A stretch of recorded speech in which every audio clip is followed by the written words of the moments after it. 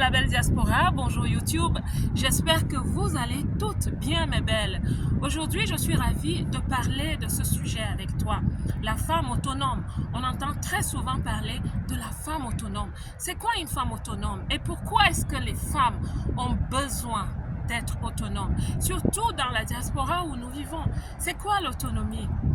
Si tu ne me connais pas, mon nom est Marcel Angèle Abomoela. Je suis coach de vie certifié et sur cette chaîne, je me suis donné pour humble mission d'encourager, de booster la femme qui a pris la ferme décision de réussir sa vie loin de chez elle. Et le sujet d'aujourd'hui est capital. Regarde cette vidéo jusqu'à la fin. C'est quoi l'autonomie? L'autonomie est la capacité de prendre sa vie en main, de faire ses choix, d'être libre. L'autonomie, c'est aussi l'indépendance, de penser, de poser des actes, de choisir de réussir, de choisir d'être avec quelqu'un ou pas.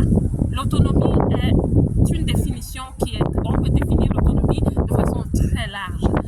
Mais sur cette vidéo, je vais te parler des points de l'autonomie dont on ne parle pas souvent et qui sont capitales pour nous en tant que femmes dans la diaspora.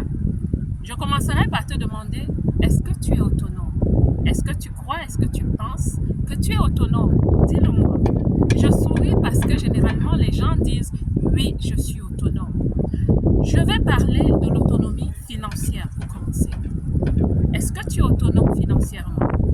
Certaines personnes qui ont de l'argent tous les mois diront oui.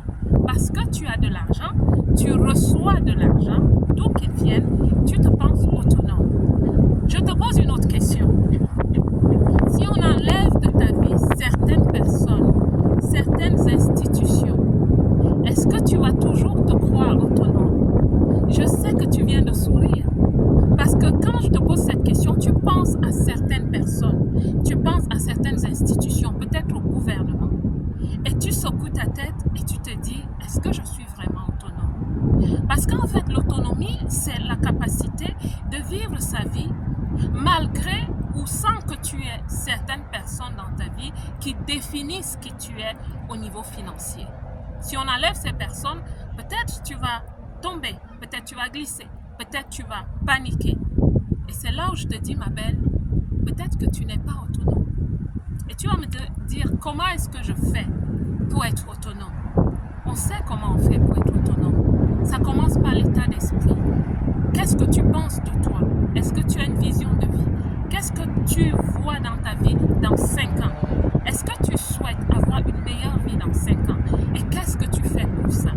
Ça va être dans le sens de la carrière ou ça va être dans le sens de l'entrepreneuriat. Qu'est-ce que tu fais pour être financièrement autonome? Le deuxième niveau d'autonomie dont je vais te parler, c'est l'autonomie émotionnelle. On n'en parle pas beaucoup, n'est-ce pas? Mais je t'assure que l'autonomie émotionnelle catalyse en toi certaines capacités qui t'aident à être stable, qui t'aident à être une femme leader, une femme qui inspire même d'autres. Parce que quand tu es libre émotionnellement, c'est-à-dire tu connais tes émotions, tu comprends tes émotions, tu comprends celles des autres et tu sais comment établir tes relations avec les gens. On appelle ça l'intelligence émotionnelle. Quand tu développes l'intelligence émotionnelle, ma belle, je t'assure, tu es une personne qui ne se fait pas bouger n'importe comment au niveau émotionnel. En tant que personnes qui vivons dans la diaspora, nous avons laissé nos familles, nos amis, le climat. Nous sommes détachés. Je ne dirais pas forcément que nous sommes déracinés, mais nous sommes dépaysés. Au départ, tu arrives, je suis arrivée, j'étais totalement dépaysée. Parce que c'était pour moi comme une perte. Comme si j'ai perdu quelque chose dans ma vie. Parce que j'ai laissé ma zone de confort et tout ce qui va avec. C'est comme une perte, mes belles. Mais ce que nous ne faisons pas souvent, c'est nous arrêter et nous dire, je dois constituer ici ma base, ma fondation, mon support émotionnel. Ça va être des amis, ça va être les personnes qu'on aime, les personnes qui nous aiment.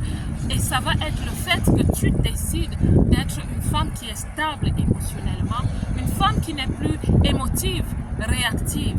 Nous avons besoin de ça. Le troisième niveau d'autonomie dont je vais te parler, c'est l'autonomie mentale. Est-ce que tu es quelqu'un qu'on pilote facilement mentalement? Est-ce que tu es quelqu'un qu'on manipule facilement?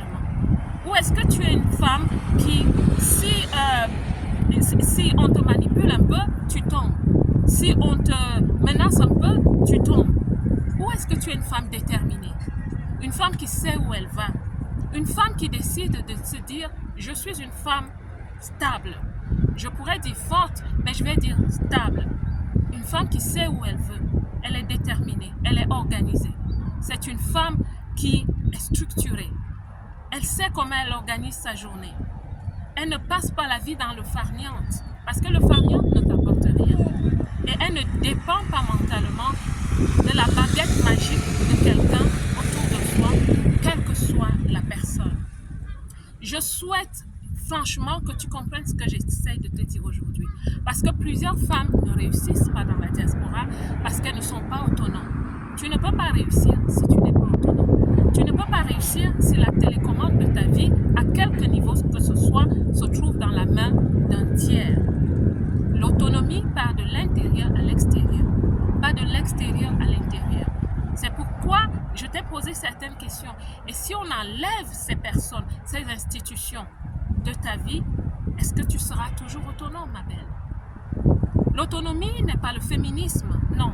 Parce qu'une femme qui est mariée devrait aussi être autonome. Parce que c'est là qu'elle est une force pour son mari, pour ses enfants. D'accord?